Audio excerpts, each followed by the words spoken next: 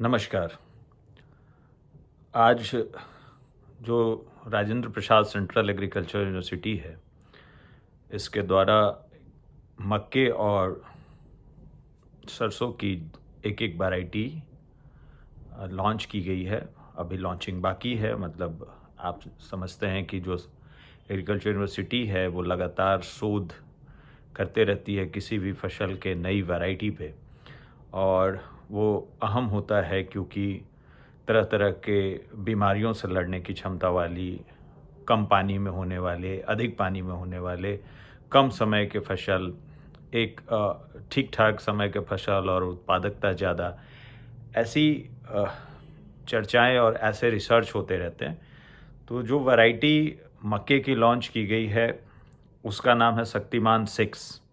ये एक खरीफ वैरायटी है। खरीफ वैरायटी और रबी वैरायटी जो किसान हैं वो बिल्कुल समझते हैं। खरीफ सीजन मतलब जब जून जुलाई के बाद किसी भी फसल की बुआई की जाती है, और रबी सीजन नवंबर दिसंबर के आसपास जिन फसलों की बुआई होती है और उस बीच हार्वेस्टिंग होती है उसको रबी फसल बोलते हैं। तो शक्तिमान 6 एक खरीफ वैरायटी है। ये हाइब्रिड मक्का है जो कि 90 से 95 दिन में तैयार होता है। इस वैरायटी की एक सबसे बड़ी खासियत है कि लीफ ब्लाइट के प्रति रेजिस्टेंस है।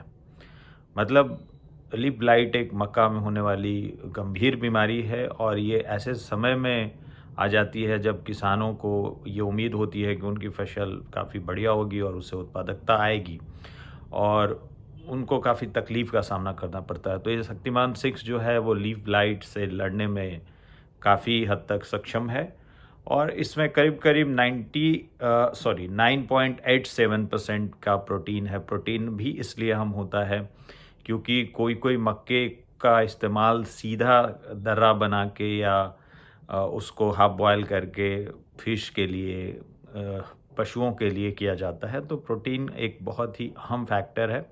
इनफैक्ट मक्के का जो ह्यूमन कंजम्पशन होता है वहाँ पे भी प्रोटीन का जो लेवल है वो उसके जो बाई प्रोडक्ट्स हैं कॉर्नफ्लैक्स एंड बाकी चीज़ों में, उसमें बहुत इम्पॉर्टेंट होता है।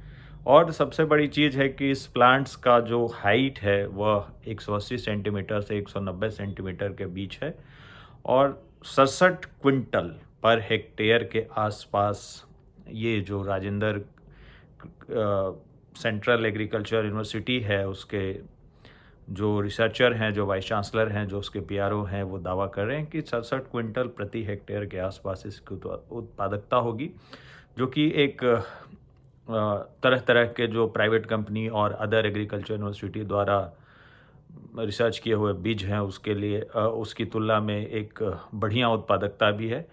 जो सरसों की वैरायटी लॉन्च की गई है उसका नाम है राजेंद्र सुफलाम, और इसमें भी पहले की वैरायटी की तुलना में कुछ जो बेनिफिट्स हैं वो फार्मर्स को बढ़िया मिलेंगे।